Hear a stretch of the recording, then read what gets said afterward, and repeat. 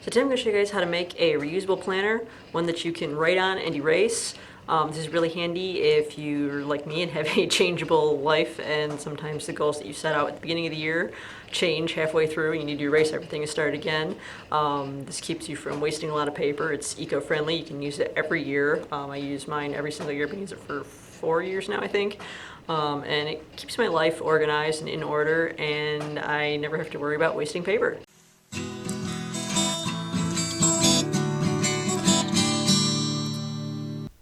So start by getting yourself a regular 3-ring binder. You want to make sure that it's got the plastic on the front of it. You want to make sure that you can slip stuff in the top of it. So you want to be able to slip papers in. The inside is just a regular 3-ring binder.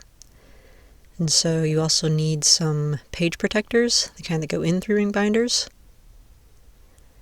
And then all the pages that you're going to put in. I do have a template for the ones that I used if you want to use them, but you can always print your own. So the front one, just slip that right under the plastic on the front. And that's the main schedule page. So you need 2 different types of markers for these. You need chalk markers and dry erase markers. Chalk markers don't erase as easily, and dry erase markers do, which is why I use the dry erase markers for the front.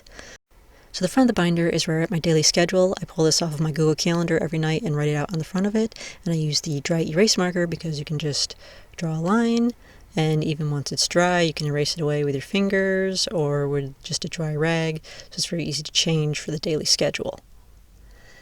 And then I also usually have a mantra for the week, which I also use in dry erase marker and just make a point of not erasing it. So like this week, it's the time you enjoy wasting. It's not wasted time. Just to remind myself it's okay to relax.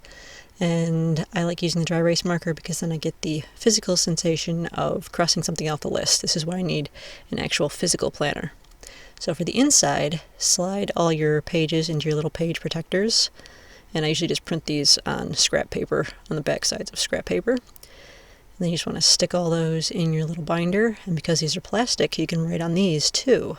But you want to use the chalk markers for these so that the stuff's not rubbing off on the inside of your binder. Like stuff on the front is just for one day, but the stuff on the inside of your binder will rub off. You want to make sure that the chalk markers are dry before you turn the pages, because otherwise you get these little smudges all over them. It'll erase away your work just like that. You know, kind of like Brienne of Tarth in Game of Thrones when she closed the book without waiting for the ink to dry. So same thing here. Once the ink is dry, you can rub it with your fingers and it doesn't come off. And if you close your pages, no matter how many times they rub against each other, your writing stays on there good. That's why I use the chalk markers on the inside. And even my little eraser doesn't erase it off. You can if you really scrub it, but you got to scrub really hard with a dry eraser. So if you just get it wet though, then it just comes right off and you can write out anything new you want.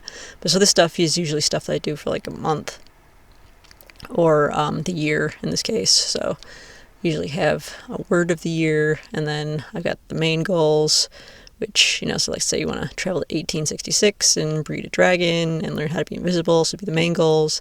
And then you break those down. You know, for the dragon, you have to build your dragon pen, buy a flock of sheep for the dragon food, find somebody selling eggs, find an incubator, time machine, you have to build your flux capacitor, find your plutonium, you know, such as how you break down your goals into smaller pieces.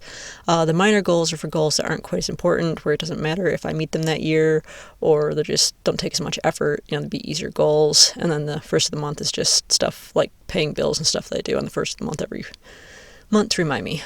This page, it's blank in the template that I made, so you can use it for whatever you want. I use it for videos, just so I can keep track of what I have filmed, what I've got to write descriptions for, photographs, all that stuff. The daily schedules page, I don't actually write schedules on here. This is more for if appointments come up or certain random things that have to end up on a to-do list. I write these on here while it's in my head, and then later in the evening I put them on my Google Calendar. The monthly focus usually correlates with my word of the year, so here I'm writing on all the places that I want to organize. And then finally I have a set of to-do lists. I have 2. I have one for all the random stuff that comes up that will eventually end up on my Google Calendar or on my schedule. And then the other side is what's called the universe to-do list. I got the idea from Kate Northrup, and I believe that she got it from Abraham Hicks, if I recall. And it's basically just something that you can set out for, like, you know, the universe to do, basically, kind of put energy into it. And, you know, you don't really have to do that if you don't want to, but it's just a to-do list, so you can use like half of it for you and half of it for a spouse, or different types of to-do lists, however. But so this is basically how I run my planner in correlation with my Google Calendar, and I hope you find it helpful. You can use it every single year.